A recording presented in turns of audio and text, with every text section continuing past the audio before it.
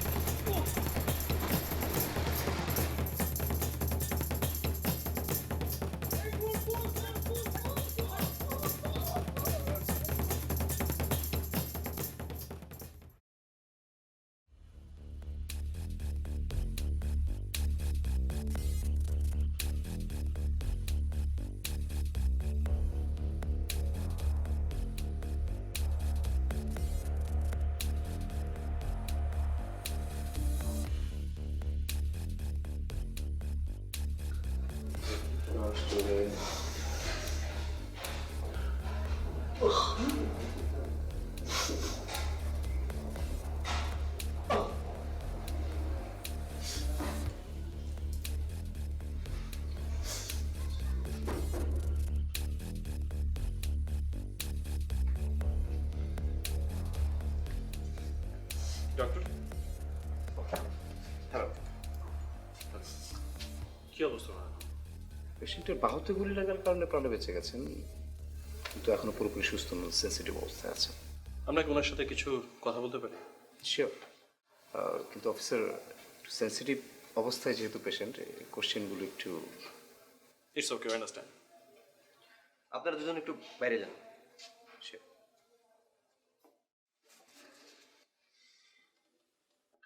কেমন আছেন? স্যার, মিশরে চলে যাওয়ায় আমি কি ভালো থাকতে পারি?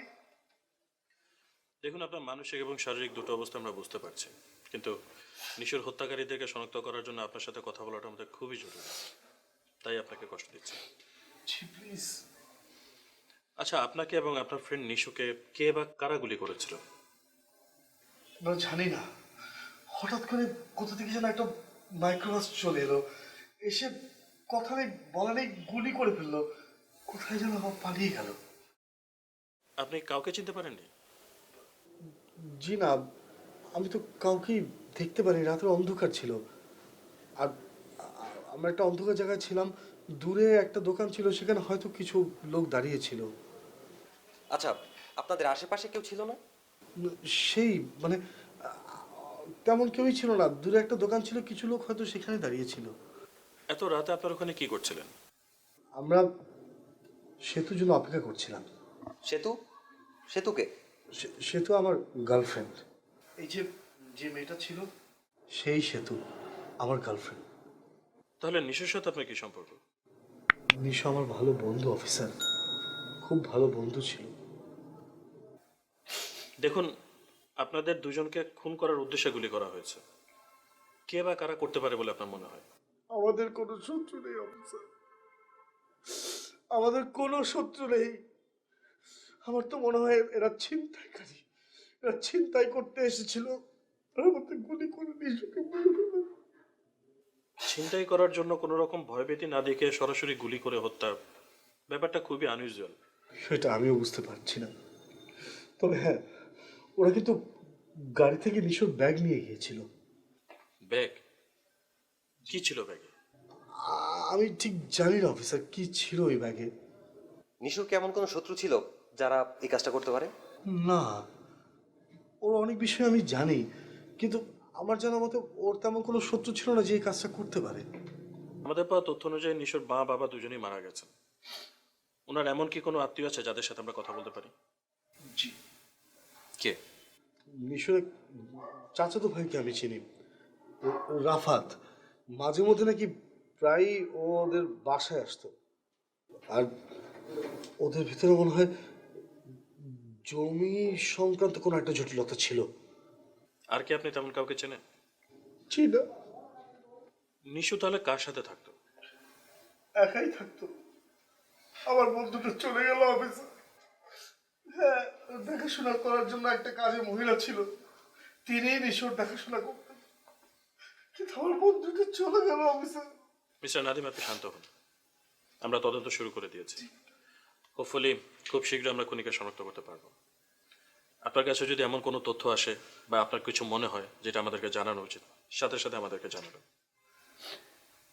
জি অফিসার, অবশ্যই খুনিকে খুঁজে বার করবেন। অবশ্যই। And you take a very good care of yourself. Thank you officer. আসছি। Thank you.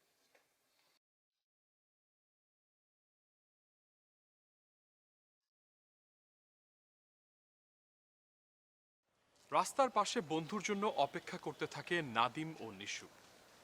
হঠাৎ একদল সন্ত্রাসী এসে তাদের উপরে অতর্কিতভাবে গুলিবর্ষণ শুরু করে। ঘটনাস্থলে নিহত হয় নিশু। নিশুর কাছে থাকা ব্যাগটি নিয়ে তারা পালিয়ে যায়। গুরুতর আহত হয়ে হাসপাতালে ভর্তি হয় নাদিম। পুলিশ এই ঘটনার গভীর উদ্বেগ প্রকাশ করে এবং এই ঘটনার সাথে জড়িত আসল অপরাধীকে ধরার জন্য তদন্ত শুরু করে। প্রিয় দর্শক, এমন ঘটনা আমাদের এই সমাজে চলমান। মাসুদ, স্যার। মিস্টার নাদিমের ব্যাপারে তথ্য সংগ্রহ করেছো? জি স্যার। নাদিম একটা কর্পোরেট অফিসে জব করতো, আর যতটুকু ইনফরমেশন পেয়েছি সে যথেষ্ট জেন্টেলি মনে হয়েছে। তোমার কি মনে হয় শুধুমাত্র ছিনতাইয়ের উদ্দেশ্যে গুলি চালানো হয়েছে? না স্যার, আমার মোটেও এরকম মনে হয় না। ছিনতাইকারীরা গাড়ি থেকে নেমেই গুলি করা শুরু করে এবং যাওয়ার সময় ভিকটিমের গাড়ি থেকে শুধু টাকার ব্যাগটাই নিয়ে যায়। তো আমার মনে হয় স্যার তার আগে থেকে ইনফর্ম ব্যাগে কি ছিল। তোমার কথায় যুক্তি আছে, ব্যাপারটা পরিকল্পিত হতে পারে, কিন্তু ছিনতাইয়ের ব্যাপারটা একবারে উড়িয়ে দেওয়া যায় না। জি স্যার, তবে আমার মনে হয় স্যার ঘটনাটা আসলে পরিকল্পিত। মিস্টার নাদিমের দেওয়া তথ্য অনুযায়ী সেদিন ঘটনাস্থলে সেতুর পৌঁছানোর কথা ছিল। সো সেতুও কিন্তু আমাদের সন্দেহ তালিকায় বাইরে না। তাকেও জিজ্ঞাসাবাদের ব্যবস্থা করো। জি স্যার, এমন হতে পারে স্যার এই খুনের সাথে সেতু জড়িত, কারণ সেতুই কিন্তু ওদেরকে ওখানে ওয়েট করতে বলেছিল। তাহলে সেতুকে জিজ্ঞাসাবাদের ব্যবস্থা করো। Okay sir. আসো।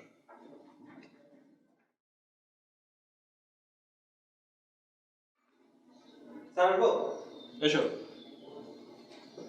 স্যার, মিস সেতু এসছেন, নিশু হত্যাকাণ্ডের ব্যাপারে কিছু কথা বলতে চান। বসো।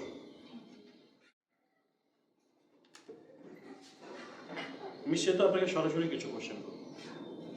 নিশুর সাথে আপনার সম্পর্ক কি ছিল? নিশুর সাথে আমার কোনো সম্পর্ক ছিল না। নাদিম এবং নিশু দুজন ফ্রেন্ড ছিল।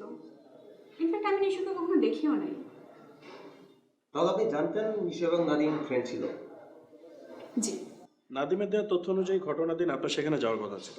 জি আপনি কি তাদেরকে বলেছিলেন সেখানে যেতে? হ্যাঁ, আমি বলেছিলাম।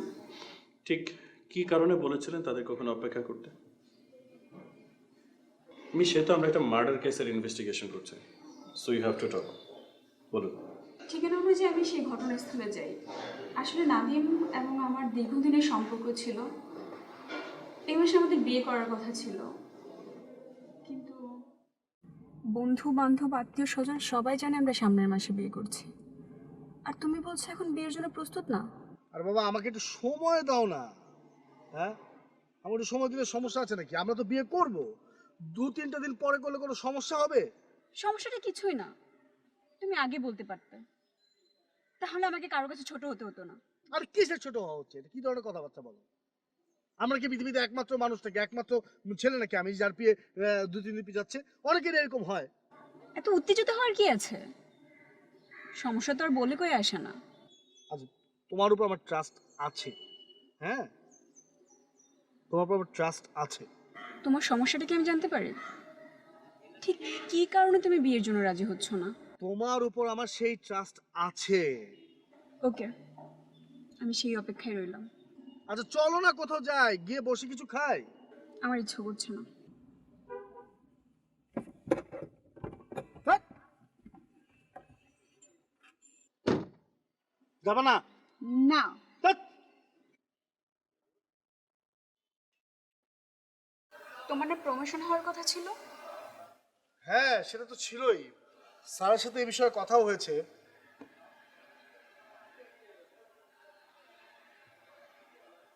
আম,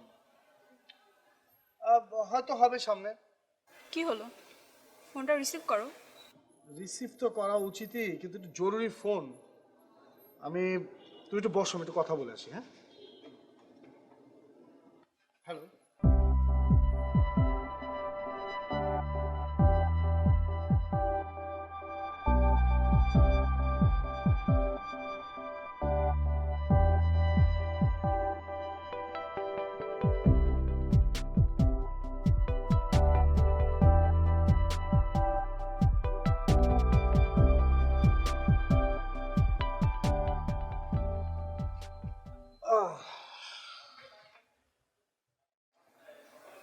খুব ইম্পর্ট্যান্ট কল ছিল, তাই না?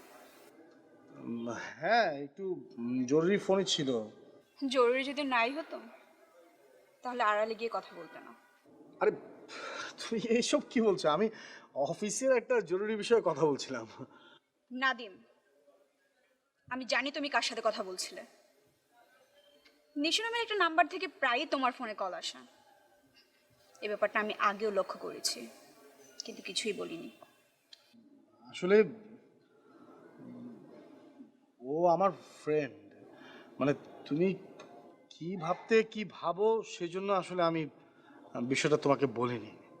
ফ্রেন্ডই যদি হবে তাহলে আড়ালে গিয়ে কথা বলে কেন? আমার সামনেই তো কথা বলতে পারতে। না না, তুমি তুমি বিষয়টাকে এভাবে নিচ্ছ কেন? তাহলে কিভাবে নিব? গত 1 মাস যাবত তুমি আমার ফোন ঠিক মতো রিসিভ করছো না, টেক্সট দিলে অ্যান্সার করছো না। তুমি কি মনে করো আমি কিছু বুঝি না?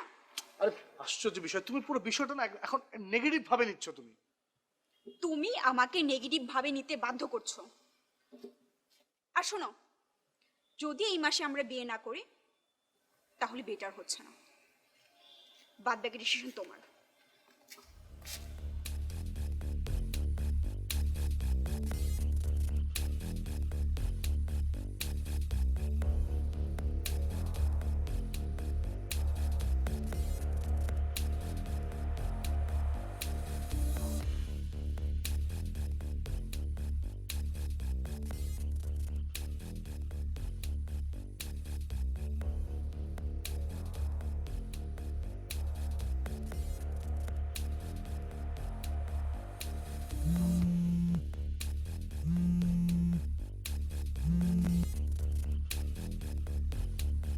বলো কি বলবে। তুমি ফোনটা না কেটে তুমি আমার কথা একটু শোনো প্লিজ। শুনছি। নিশু নিশু কেবলমাত্র আমার ভালো একটা বন্ধু। নিশুকে আমি সবকিছু খুলে বলেছি। ও সরাসরি তোমার সাথে দেখাও করতে চাচ্ছে। তার কোনো প্রয়োজন নেই। প্রয়োজন আছে, কারণ তুমি নিশুকে নিয়ে আমার সাথে তুমি একটা এলোমেলো সম্পর্ক কথা ভাবছো, যেটা ঠিক না। আমি চাই এটা এটা ক্লিয়ার হোক। এটা ক্লিয়ার হওয়া প্রচুর পরিমাণে জরুরি। ওকে, ঠিক আছে, তাহলে কাল সন্ধ্যায় আমি বিকেলে আন্টির বাসায় যাব। ওইখান থেকে সন্ধ্যার দিকে ব্যাক করুন, দেন মিট করব। তুমি নিশুকে নিয়ে হাইওয়েতে ওয়েট করো। ওকে। ও আরেকটা কথা, তুমি বিয়ের ব্যাপার ডিসিশনটা কালকেই জানাও। আমার ফ্যামিলি তোমার ফাইনাল ডিসিশনের জন্য ওয়েট করছে। বিয়ে বিয়ে বিয়ে বিয়ে বিয়ে করছি তোকে বিয়ে, দাঁড়া। ঘটনাস্থলে গিয়ে আমি জানতে পারি কারজন ওদের উপর হামলা করেছে। বিষয়টা তো এমনও হতে পারে আপনি নাদিমা নিশোর সম্পর্কটা মেনে নিতে পারেননি। নিজের ভালোবাসাকে হারানোর রাগে এবং ক্ষোভে কাউকে দিয়ে নিশোকে খুন করিয়েছেন। কি বলতেছেন আপনি এসব? নাদিমা নিশু জাস্ট ফ্রেন্ড ছিল। নাও তো হতে পারত। নিশু যদি নাদিমের ফ্রেন্ড নাই হবে তাহলে নাদিম কেন নিশুকে আমার সাথে মিট করাবে? আপনার কথায় যুক্তি রয়েছে, কিন্তু আমাদের সন্দেহটাও কিন্তু যুক্তিসঙ্গত। আর যেহেতু এখনো আসল ঘটনা উদ্ঘাটন হয়নি, সেহেতু আমাদের সন্দেহের তালিকায় কিন্তু আপনিও রয়েছেন। সেটা আমিও বিশ্বাস করি, কিন্তু আপনাদের সন্দেহের তালিকা ভুল আছে। দেখুন, ভুল সঠিক সব বিবেচনা করেই আমরা সঠিক সিদ্ধান্তে পৌঁছাই। আর অসম্ভব বলে তো কোনো কিছু নেই। আমাদেরকে না জানিয়ে ঢাকার বাইরে অথবা দেশের বাইরে কোথাও যাওয়ার চেষ্টা করবেন না। প্রয়োজনে আপনাকে আবার থানায় ডাকবো, আমাদেরকে সহযোগিতা করবেন।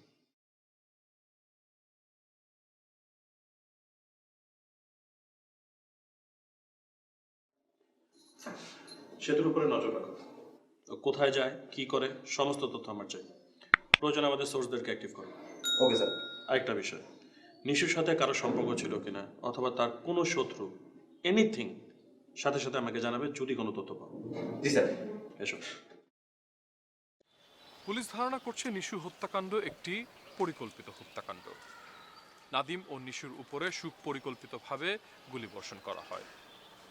পুলিশের তদন্তে বের হয়ে আসে যেদিন নিশো নিহত হয় তার আগের দিন নিশো তার ব্যাংক অ্যাকাউন্ট থেকে 1 লক্ষ টাকা উত্তোলন করে।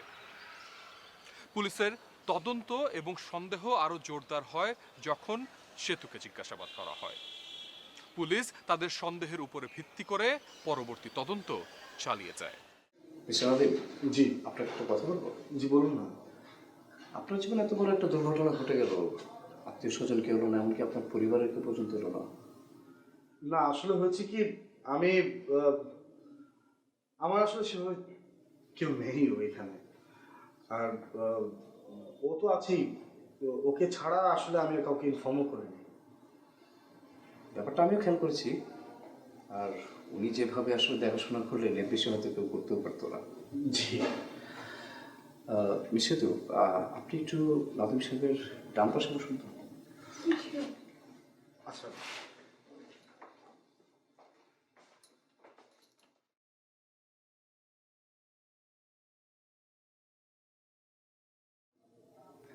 আচ্ছা ডক্টর, আপনি এমনটা করতে বললেন কেন বলুন তো?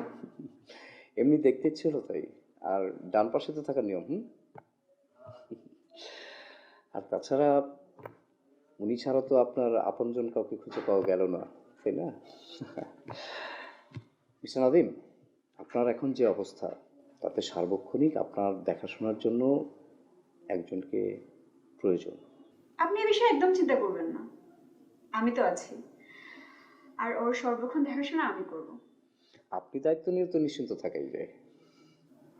ঠিক আছে, রিপোর্টগুলো? আচ্ছা, এখানে সব রিপোর্টগুলো আছে। আর সময় মতো ড্রেসিংটা করতে হবে, হ্যাঁ? 3 দিন পরে সে দেখা করে যাবেন। আচ্ছা ঠিক আছে, তাহলে আমরা এখন আসি।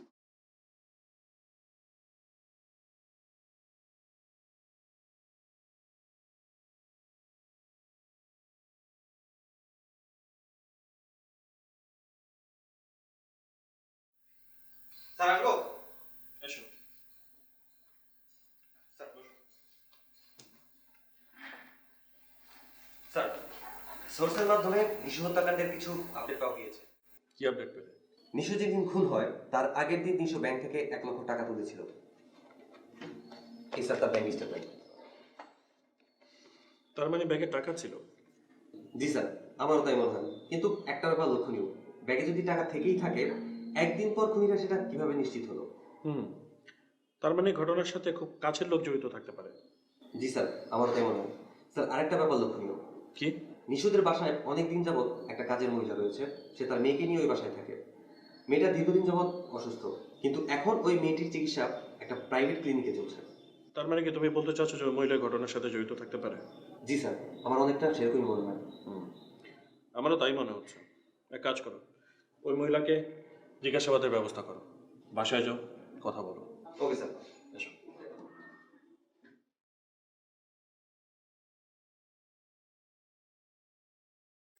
আপনি এই বাসায় কতদিন? 5 বছর। 5 বছর। এই বাসায় প্রথমে আপনাকে কাজে কে এনেছে? নিশা আপার বাবা আনছে নিশা আপার দেখাশোনার জন্য। আপনার বাসা কোথায়? আমি আর আমার মাইয়া এই বাসায় থাকি। আচ্ছা, আপনার মালিকের মেয়ে নিশো, সে আসলে কেমন ছিল? মানে তার ব্যবহার চলাফেরা কেমন ছিল? নিশা আপা খুব ভালো মানুষ ছিল। আপনার মেয়ে কোথায়? আমার মেয়ে তো অসুস্থ, 1 বছর থেকে হাসপাতালে, ডাক্তার কোনো রোগ ধরতে পারে না। আমরা যতটুকু জানি আপনার মেয়ে একটা প্রাইভেট হসপিটালে ভর্তি। হ্যাঁ স্যার, বড় একটা হাসপাতালে। এত বড় হসপিটালে ভর্তি করেছেন, চিকিৎসার টাকা কোথায় পেলেন? নিশা আপাই টাকা দিছে। আপনার মেয়ের চিকিৎসার টাকা যদি নিশু দিয়ে থাকে, তাহলে এতদিন কেন চিকিৎসা করাননি? তার মৃত্যুর পর কেন চিকিৎসা করাচ্ছেন? স্যার, নিশা আপা যেদিন খুন হয়েছে ওদিনকার আমি ড্রয়িং রুমে কাজ করতেছিলাম। ওদিন সকালবেলায় আমার টাকাটা দেয়।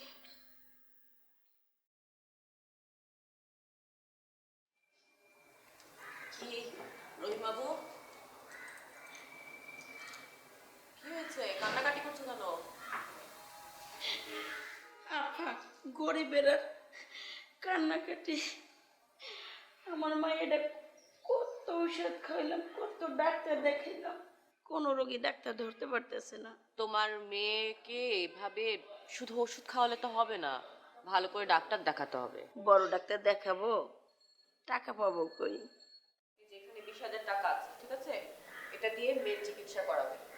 আমি তো আর জানতাম না তোমার মেয়ের শরীরের এত খারাপ অবস্থা, তুমি তো আমাকে কখনো বলোনি। এটা দিয়ে ভালো মতো ট্রিটমেন্ট করাও, আর যদি লাগে তাহলে আমি আবার দিব। হ্যাঁ, আমি বাইরে যাচ্ছি, একটু ফিরতে রাত হতে পারে, কান্নাকাটি করো না।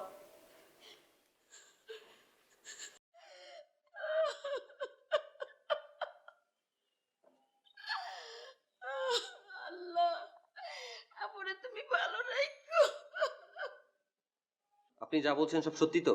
জি স্যার, সত্য কথাই বলছি। আমাদের কাছে যে ইনফরমেশন রয়েছে সে অনুযায়ী নিশুর কাছে 1 লক্ষ টাকা থাকার কথা। সেটা কোথায় আছে আপনি কি জানেন? স্যার, এটা আমি কি করে জানবো? আচ্ছা, নিশুর কি কারোর সাথে সম্পর্ক ছিল বা কারোর সাথে কোনো শত্রুতা? স্যার, তেমন কিছু কখনো দেখি নাই, কিন্তু একদিন ওর একটা চাচাতো ভাই আসছিল, তার সাথে খুব ঝগড়া হয়েছে।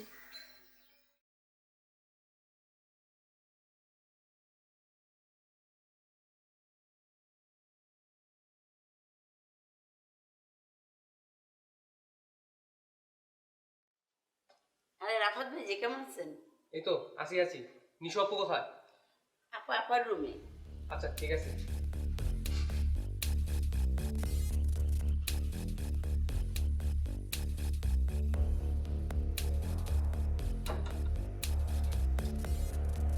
আপু আসবো? আরে রাফাত, আয় আয়। কেমন আছিস তুই? বস। আরে কখন আসলি? এই তো মাত্রই। মাত্রই। চাচা কেমন আছে? হ্যাঁ ভালো। এতদিন পরে বোনের কথা মনে পড়লো? মনে পড়লে লাভ কি হবে? তোমার কাছে আসার মতো সুযোগ তুমি রেখেছো। কেন এভাবে কথা বলছিস কেন? তুমি ছাড়া তো তোমার আর কেউ নেই, তাই না? কি বলিস? তোরা আছিস না, তোরাই তো আমার আপন। যদি আপনি ভাবতে গ্রামের সম্পত্তিগুলো অনেক আগেই তুমি আমার নামে লিখে দিতে। রাফাত, তুই কি এসব কথা বলার জন্য এখানে এসেছিস? আমি তো বললাম তোর এখনো বয়স হয়নি, আগে নিজে লেখাপড়া করে নিজের পায়ে দাঁড়ানোর চেষ্টা কর। আর সম্পত্তি যা আছে সব তো তোকে দিব, নাকি আর তো কেউ নেই আমার?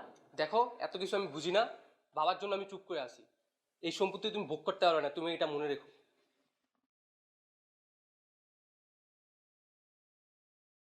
রাফাত এত বড় হয়ে গেল, আমার সামনে আঙুল তুলে কথা বলছে, ওকে থ্রেট দিচ্ছে। আচ্ছা, এমন তো না যে টাকার লোভে তুমি নিশুকে হত্যা করেছো? জি জি স্যার, এ কথা বলবেন না। নিশা আপনার মতন ভালো মানুষ আর একটা মানে পৃথিবীতে নেই। মানুষজন লোভে পড়লে অনেক কিছুই করে। স্যার, আমি এই বাসায় 5 বছর, আমি অনেক বিশ্বাস তো, আর আপনাকে আমি অনেক ভালোবাসি। নিজের জীবন চাইতে পারি, কিন্তু আপনাকে এরকম কিছু করতে পারি না আমি। যাই হোক, আপনি আমাদেরকে ইনফর্ম না করে এই বাসা ছেড়ে কোথাও যাবেন না। স্যার, আমার মেয়ে হসপিটালে। হসপিটালে যেতে পারবেন, আর আপনার মেয়ে সুস্থ হলে আপনার মেয়েকে নিয়ে আমাদের সাথে দেখা করবেন। জি স্যার, ঠিক আছে। আর আপনার মালিকের মেয়ে নিশু, তার সম্পর্কে যদি এমন কোনো কিছু মনে পড়ে, তার বন্ধু সম্পর্কে বা তার কোনো শত্রু আছে কিনা, এসব ব্যাপারে কোনো কিছু মনে পড়লে অবশ্যই আমাদেরকে ইনফর্ম করবেন। জি স্যার।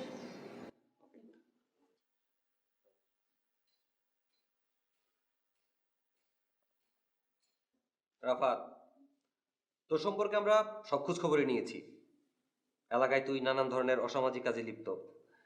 ইভেন নিশুকে ফোন করে তুই তাকে হত্যার হুমকি দিয়েছিস যদি তার সম্পত্তি তোকে লিখে না দেয়। ঠিক কিনা বল? জি স্যার, সত্যি কথা। তাহলে তো তোর কথাই প্রমাণিত, সম্পত্তির লোভে তুই নিশুকে হত্যা করেছিস।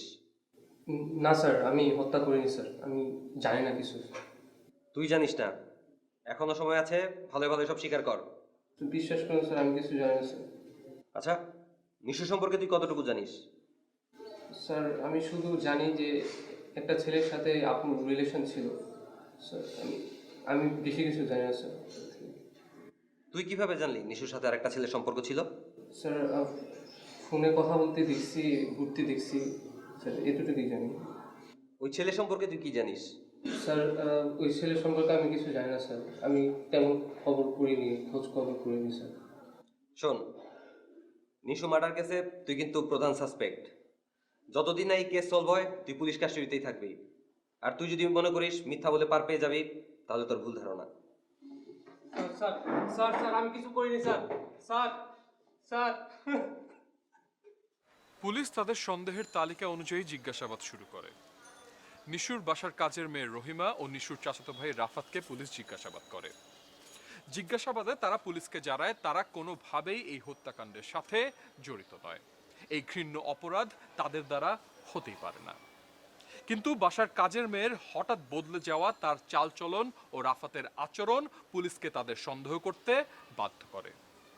প্রিয় দর্শক, মনে রাখতে হবে আমাদের এই সমাজে খুব বেশি আমরা ক্ষতিগ্রস্ত হচ্ছি আমাদের আপনজনদের দ্বারা। পুলিশ আসল অপরাধীকে ধরার জন্য তদন্ত আরো জোরদার করে। অ্যাজ আর্লি অ্যাজ পসিবল আমার কল লিস্ট। ওকে স্যার আসবো? এসো। ডক্টর সাহেব কেমন আছেন? জি বসুন প্লিজ। স্যার, ডক্টর সাহেব এসছেন আপনার সাথে একটু কথা বলতে। কি বিষয়? মিস্টার নাদিমের রিপোর্টগুলো দেখার পর কিছু বিষয় আমার কাছে একটু গরমিল লাগছে। এই ব্যাপারগুলো একটু শেয়ার করার জন্য আসা আসলে। ভালো করেছেন, বলুন। এই ঘটনায় মিস্টার নাদিমের অবস্থানটা আমার কাছে সন্দেহজনক মনে হচ্ছে। আপনার এরকম মনে হওয়ার কারণটা কি? মিস্টার নাদিম এবং নিশোর পাশাপাশি দাঁড়ানো ছিল। খুনিরা গুলিটা করে সামনের দিক থেকে এবং নিশো ছিল মিস্টার নাদিমের বাঁ পাশে। পয়েন্ট ব্ল্যাঙ্ক রেঞ্জ থেকে গুলি করলে নিশানা মিস হওয়া কিন্তু খুব আনইউজুয়াল ব্যাপার। রাইট। আচ্ছা, ব্যাপারটা কি এমনও হতে পারে না যে ঘটনার সময় নাদিম জায়গাটা পরিবর্তন করেছে, অথবা নিশো মিস্টার নাদিমের ডান পাশে ছিল? ব্যাপারটা ক্লিয়ার হওয়ার জন্য আমি মিস্টার নাদিমকে কোশ্চেন করি। মিস্টার নাদিম আমাকে বলেছেন নিশো ওনার বাঁ পাশে ছিল। তার মানে আপনি বলতে চাইছেন যে মিস্টার নাদিম পরিকল্পিতভাবে ঘটনাটি ঘটিয়েছে? আমি আসলে কিছু বলতে চাচ্ছি না। সত্য মিথ্যা যাচাই এটা তো আসলে আপনাদের দায়িত্ব। রিপোর্টগুলো অনুযায়ী আমি আমার মতামতটা বললাম শুধু। টেকনিক্যাল অ্যান্সার দিয়েছেন। যাই হোক, thank you very much. Welcome. আর যখন দরকার হয় ডাকবেন, চলে আসবো। আর এই রিপোর্টগুলো দেখবেন। রিপোর্টগুলো দেখলে আপনার ব্যাপারটা ক্লিয়ার হয়ে যাবে। অবশ্যই আমরা দেখবো ডক্টর। Thank you.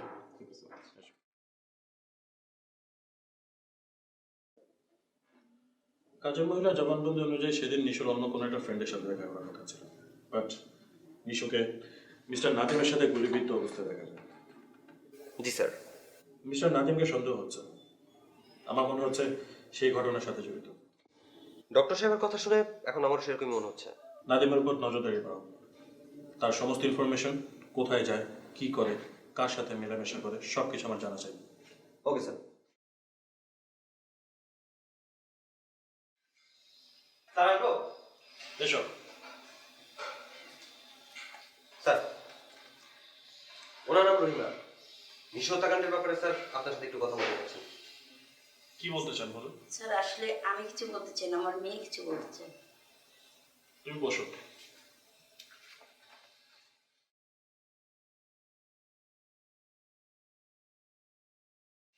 কি নাম তোমার? রানী। সুন্দর নাম। তোমার শরীরটা এখন কেমন? কিছুটা ভালো। গুড। কিছু খাবে? না স্যার। ওকে। তো রানী, বলো তো কি বলতে চাও? স্যার, যেদিন নিশু খালার ফোন হয় সেদিন তিনি ফোনে কারোর সাথে কথা বলতেছিলেন অনেক টাকার বিষয়ে। অনেকগুলো টাকার বিষয়। ব্যাপারটা একটু ভেঙে বলো তো, আর একটু ডিটেইলে বলো তো। আমি নিশু খালামণির ঘরে ঢুকে দেখি সে কাপড় গোছাচ্ছিল। রানী, রানী, তোর নাকি শরীর খারাপ? জি, আমি মেলা দিন অসুস্থ। তোমার মা তোমাকে ভালো করে ডাক্তার দেখায় নাই? ভালো ডাক্তার দেখালে তো অনেক টাকা লাগবে, আর আমাদের তো এত টাকা নাই। আচ্ছা ঠিক আছে, আমি দেখছি। হ্যালো, সেই দিন না এতগুলো টাকা দিলাম, এখন তো আবার টাকা দিতে পারবো না আমি। না, আমার নিজেরই একটু দরকার টাকার।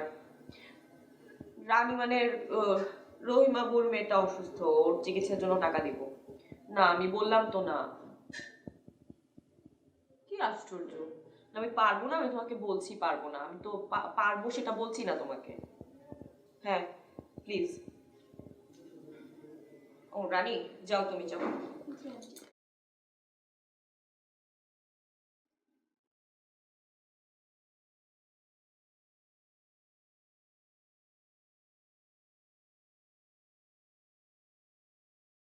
সেই দিনই রানীর চিকিৎসার জন্য নিশু আপা আমাকে অনেকগুলো টাকা দেয়। ঠিক আছে, আমরা বুঝতে পেরেছি। আপনারা এখন আসুন। স্যার, আসসালামু আলাইকুম।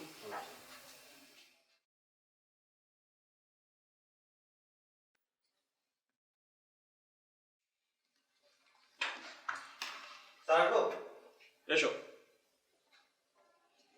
বসো। নিশুর কল লিস্ট আমাদের হাতে চলে এসছে। কি পেলে? স্যার, কল লিস্ট চেক করে যতটুকু দেখতে পেলাম, একটা নাম্বারে ঘটনার দিন এবং ঘটনার 3-4 দিন আগে নিশুর সাথে কন্টিনিউয়াসলি কথা হচ্ছে। আর নাম্বারটা চেক করে জানতে পারলাম নাম্বারটা মিস্টার নাদিমের। মিস্টার নাদিমের সাথে নিশুর এর আগেও কথা হয়েছে, কিন্তু ঘটনার দিন এবং 3-4 দিন আগে থেকে র্যান্ডমলি ওর সাথে কথা হচ্ছে স্যার, যেটা চোখে পড়ার মতো। তার মানে তো মনে হচ্ছে আমরা মূল হোতাকে পেয়ে গেছি। জি স্যার, আমারও তাই মনে হয়। এখনই মিস্টার নাদিমকে গ্রেফতারের ব্যবস্থা করো। Okay sir.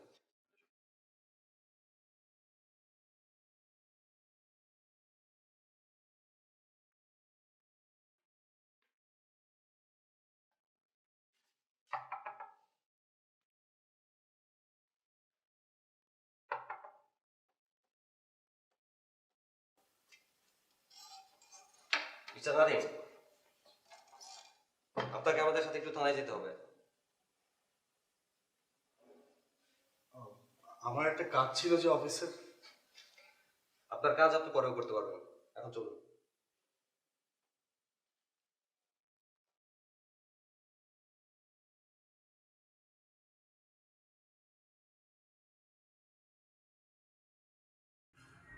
Mister Nadim, I am really impressed. Hospital থেকে শুরু করে এই পর্যন্ত আপনি যে অভিনয়টা করেছেন তা সত্যি কমেন্ডেবল। কিন্তু একটা কথা আছে না, আপনিও সেটা জানেন, অপরাধী যত বড় অপরাধী করুক না কেন, কোনো না কোনো ক্লু সে রেখেই যায়। আপনার বেলা তো তাই হয়েছে। সো ধরা পড়ে গেছে, তার লুকিয়ে কোনো লাভ নেই। কাজের মহিলা রহিমার মেয়ে রানী আর নিশুর কল লিস্ট অনুযায়ী সেদিন নিশু শুধু আপনার সাথেই কথা হয়েছিল, আর কাউকে সে ফোন দেয়নি। উপরোক্ত সে আপনাকে 5 লাখ টাকাও দিয়েছে। সো বাকি সব কিছু আমাদের কাছে ক্লিয়ার। আপনার সাজানো নাটক, গুলি, এভরিথিং। সো আমি এখন আপনার কাছ থেকে বাকি সবটুকু জানতে চাচ্ছি, অবশ্যই সত্যটুকু, বাকি আর কিচ্ছু নেই। বলুন, কেন খুন করেন? অফিসার, আমি কিছু করি। সবাই তাই বলে। দেখুন, আপনি একজন শিক্ষিত মানুষ, ভালো চাকরি করেন। পুলিশের যে ধরা বাঁধার নিয়ম, সেই নিয়ম অনুযায়ী আমরা যদি আপনাকে জিজ্ঞাসাবাদ করি, সেটা আপনার জন্য মোটেও সুখকর হবে না। সো আমি জাস্ট আর একবার বলবো, সব কিছু খুলে বলুন এবং সত্য বলুন। বলুন। সেতুর সাথে আমার অনেক দিনের সম্পর্ক ছিল,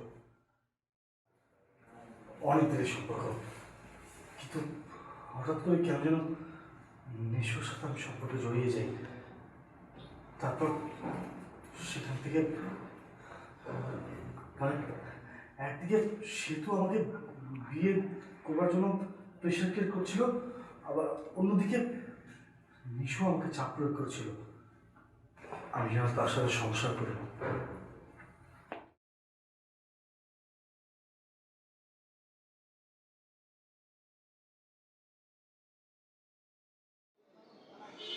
না, কিছু ভাবছি না।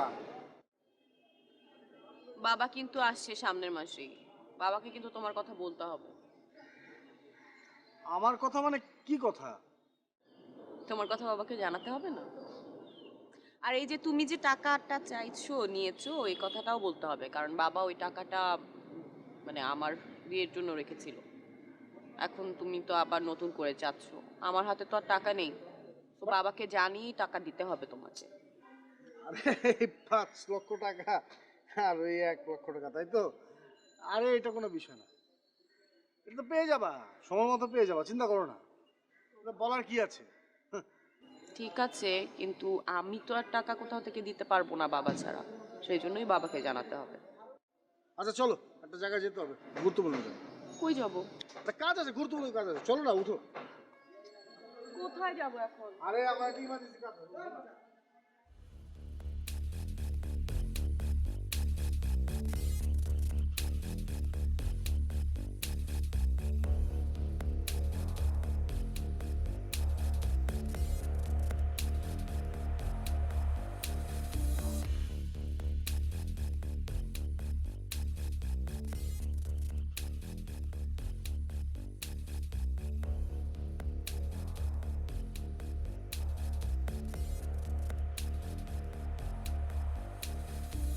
হ্যালো, তোমাকে বলছিলাম না আজ সন্ধ্যায় নিশুর সাথে তোমার পরিচয় করে দেবো। হ্যাঁ বলেছিলে। আমি আজ সন্ধ্যায় তাহলে দেখা হচ্ছে, তোমাকে অ্যাড্রেস পাঠিয়ে দিব, তুমি চলে এসো। ওকে ঠিক আছে।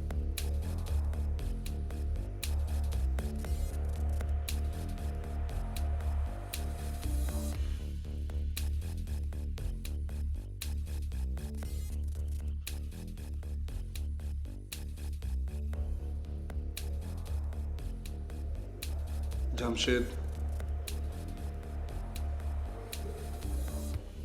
যেমনটা কথা হয়েছিল ঠিক তেমনটাই যেন হয়।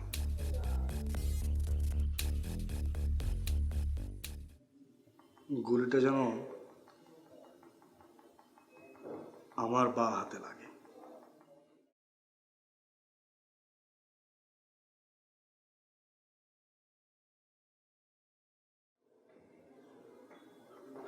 আর বাকিটা তো তোমার জানাই আছে, কাকে কি করতে হবে।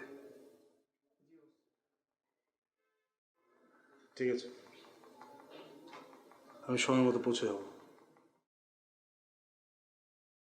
বাই।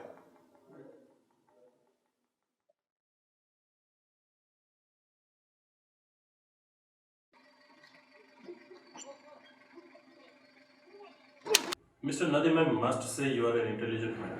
আপনি সত্যিই খুব বুদ্ধিমান, কিন্তু আফসোস এই বুদ্ধিটা যদি কোনো ভালো কাজে লাগাতে তাহলে হয়তো জীবন অন্যরকম হতে পারত। বিনিময়ে 3-4টি জীবন নষ্ট হবে। যে নিশো আপনাকে এত ভরসা করত আপনি তাকে হারালেন। আপনাদের মতো শিক্ষিত লোক যারা, তারা যদি এসব করে আমাদের সমাজ কোথায় যাবে বলতে পারে? কিন্তু আপনাদের মতো মানুষদেরকে শিক্ষা দেওয়ার জন্য আমাদের দেশে আইন আছে। আমাদের দেশের আইনি সিদ্ধান্ত নেবে যে আপনার সাথে কি করা উচিত। আমি চাবো আপনার সর্বোচ্চ শাস্তি হোক।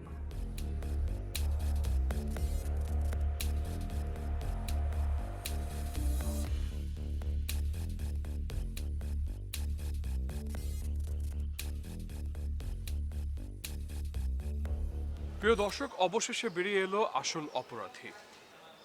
নাদিম নিশু ও সেতুর সাথে সম্পর্ক গড়ে নিশুর টাকা হাতিয়ে নেবার জন্য এবং নিজেকে বাঁচানোর জন্য এই হত্যাকাণ্ডের পরিকল্পনা করে। লোভ। নাদিমকে লোভে পেয়ে বসেছিল প্রিয় দর্শক। লোভ একটি জীবন ধ্বংস করে দেয়, একটি সমাজ ধ্বংস করে দেয়, ধ্বংস করে দেয় পরিবার। আমাদের এই গল্পে যা ঘটেছে এমন ঘটনা যেন কারো জীবনে না ঘটে, সেই আশা, সেই প্রত্যাশা আমাদের সবার। আমি মৃদুল হাসান হৃদয় বিদায় জানাচ্ছি আমাদের আজকের সময়ের গল্প থেকে। দেখা হচ্ছে আগামী পর্বে। সে পর্যন্ত সবাই ভালো থাকুন, সুস্থ থাকুন, আপনার জীবনকে রাখুন নিরাপদ।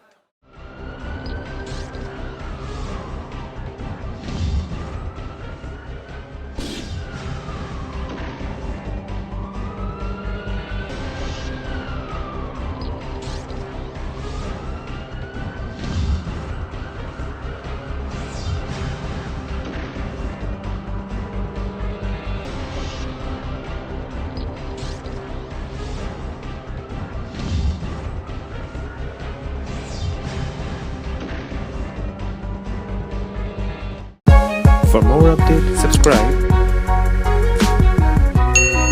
Press the bell icon on YouTube app and never miss another update.